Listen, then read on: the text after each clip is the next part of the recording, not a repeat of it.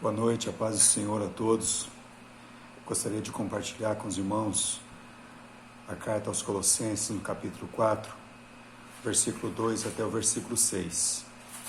Diz assim a palavra de Deus: Perseverai na oração, vigiando com ações de graça, suplicai ao mesmo tempo também por nós, para que Deus nos abra a porta à palavra, a fim de falarmos do mistério de Cristo, pelo qual também estou algemado, para que eu o manifeste como devo fazer.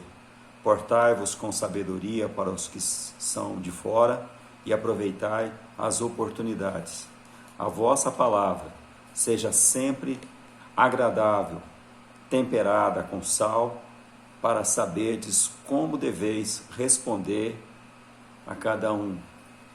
Agora eu queria que você fosse lá para o versículo 10 desse mesmo capítulo, que diz assim: Saúda-vos Aristarco, prisioneiro comigo, e Marcos, primo de Barnabé, sobre quem recebestes instruções.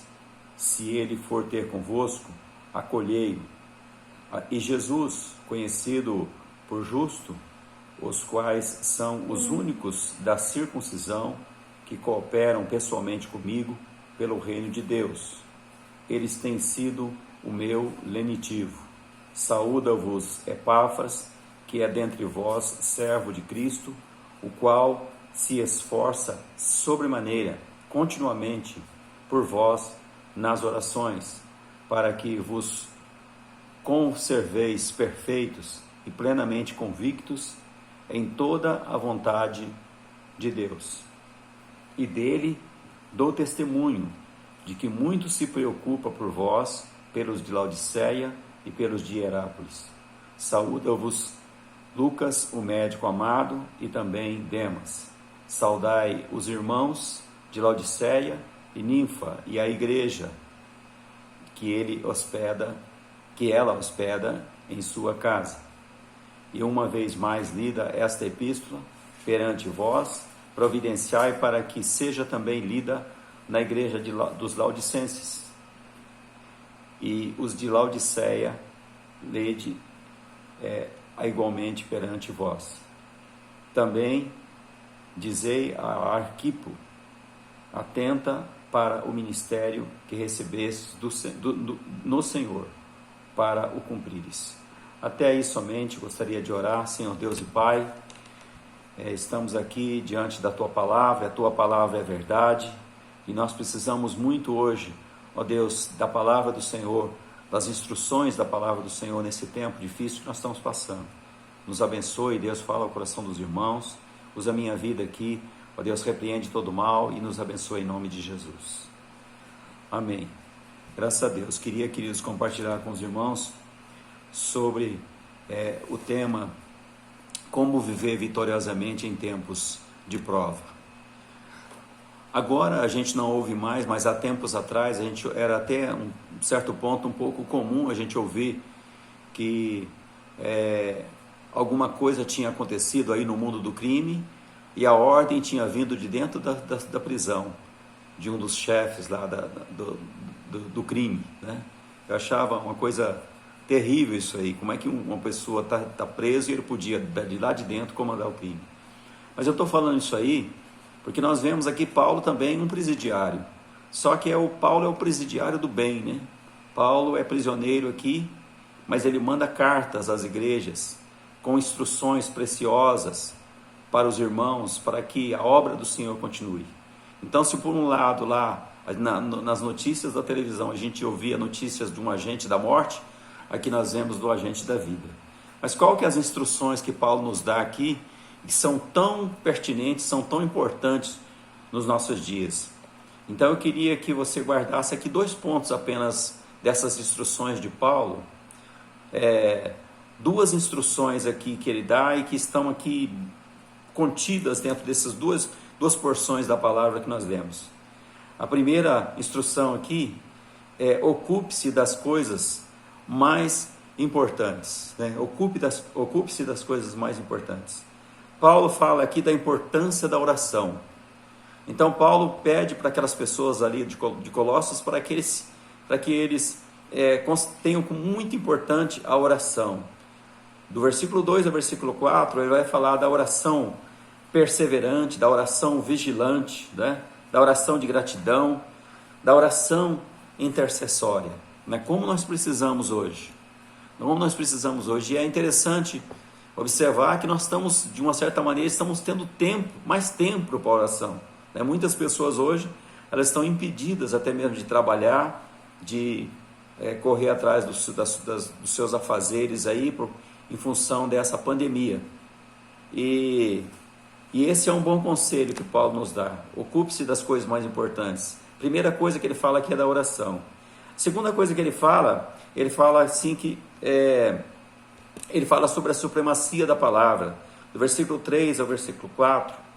É interessante que Paulo, ele pede ali no versículo 3, né, ele pede assim: suplicai ao mesmo tempo também por nós, para que Deus nos abra a porta à palavra, a fim de falarmos o mistério de Cristo, pelo qual também estou algemado, para que eu o manifeste, versículo 4, para que eu o manifeste como devo fazer, né? É interessante que ele fala sobre a importância da oração e sobre a supremacia da palavra, né? Sobre a supremacia da palavra. Quando a gente olha ali no começo da igreja primitiva, era também a oração dos apóstolos, daqueles primeiros apóstolos, quando eles estão ali sendo perseguidos, e eles falam ali no capítulo 4 de Atos, eles falam assim: olha, Senhor, para as suas ameaças, e concede aos teus servos intrepidez, para que anuncie a palavra, né? E essa era uma oração que aqueles discípulos estavam fazendo. Então, ele fala também ali de nos portarmos com sabedoria para os que são de fora, né? Ele fala de aproveitar as oportunidades. Então tudo isso aí está assim nesse contexto da palavra, porque quando nós temos a palavra de Deus, como para mim, gente, é precioso quando a gente está ouvindo alguém, às vezes muito negativo, muito desanimado, muito perturbado com todas as condições que estão acontecendo, e Deus trazer ao teu coração uma palavra, e você poder dizer assim: olha, mas lá na palavra de Deus diz esse texto aqui, olha, e você poder citar, e você poder ali encorajar e renovar a esperança daquela pessoa, e a tua esperança também, né? Porque você está falando para a pessoa, mas aquela palavra também é para você, né? Então, importante ocupe-se da oração, ocupe-se da palavra de Deus, da supremacia da palavra de Deus, né? Paulo fala também da importância de compartilhar as necessidades com os irmãos, né? No versículo 7, nós não lemos aí, mas do versículo 7 até o versículo 9, ele fala da importância de compartilhar das necessidades dos irmãos. Paulo menciona nomes de Tíquico, de Onésimo, né? Pessoas que o encorajaram no seu tempo de ministério, e especialmente nesse tempo de ministério em que ele ficou preso, né?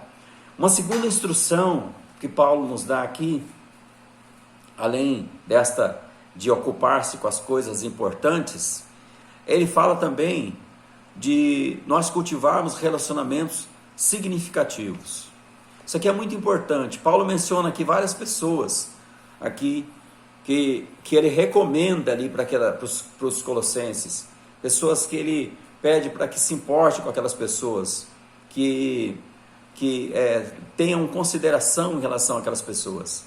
Sabe, queridos, uma das coisas que a gente percebe hoje, com essa parada que houve aí da normalidade aí do dia a dia, a gente percebe que a gente estava acontecendo uma correria muito grande, um ativismo muito grande, e muito dos relacionamentos, muito da importância dos relacionamentos estavam sendo deixados do lado, né? E Paulo aqui ele menciona homens que ficaram com ele na prisão, como você vê ali no versículo 10, versículo 11 e na parte A do versículo 14. Homens que estiveram ali com ele, né? E que foram importantes na vida dele ali. Então, a importância de cultivar relacionamentos significativos. Ele fala no versículo 12 e 13 de homens que oraram com ele, né? Oraram com eles, tipo, foram companheiros de oração de Paulo. E ele fala também na parte B do versículo 14 de homens que o abandonaram, né? Então, duas instruções importantíssimas que Paulo dá aqui da prisão, que ele, no fechamento dessa carta, ele pede para a gente levar em consideração, né? Ocupar-se das coisas mais importantes e cultivar bons relacionamentos. Paulo termina pedindo aos crentes que se lembrassem das suas cadeias, não com autopiedade, mas como alguém que era prisioneiro de Cristo, como alguém que era obediente a Cristo, né? De uma certa maneira, nós estamos hoje também prisioneiros de uma situação, né? E nesta prisão aí, entre aspas, aí que nós estamos, nós precisamos ter essa mesma atitude, nos considerarmos prisioneiros temporariamente, mas prisioneiros de Cristo, né? E é interessante, eu gosto muito de um texto que Paulo fala para Timóteo, que eu queria terminar com esse texto, lá em 2 Timóteo, capítulo 8, aliás, capítulo 2, versículo, 2 Timóteo, capítulo 2, versículo 8 e 9, quando ele fala para Timóteo assim, olha, eu estou aqui, né, mas eu queria que você guardasse isso no seu coração. E ele fala de que ele estava preso ali, mas ele estava enviando uma palavra para Timóteo, e ele está dizendo assim, olha, eu estou preso, mas a palavra de Deus, ela não está algemada, né? Não está algemada. Deus quer que nós amemos esta palavra, que a conheçamos, que prossigamos em conhecer, e principalmente que reivindiquemos o seu poder nas nossas vidas e na vida das pessoas que amamos. Paulo estava preso, mas a palavra não estava presa ali, não estava na mesma condição. E é maravilhoso nós sabermos que nós estamos assim limitados hoje, no nosso dia a dia. Mas nós temos diante de nós temos em mãos, nós temos no nosso coração uma palavra que não está nessa limitação, porque é a palavra de Deus. E Deus não está limitado a nenhuma circunstância, a nenhuma armadilha, a nenhuma condição que o homem possa causar, que o diabo possa causar, que os poderosos do nosso tempo possam causar.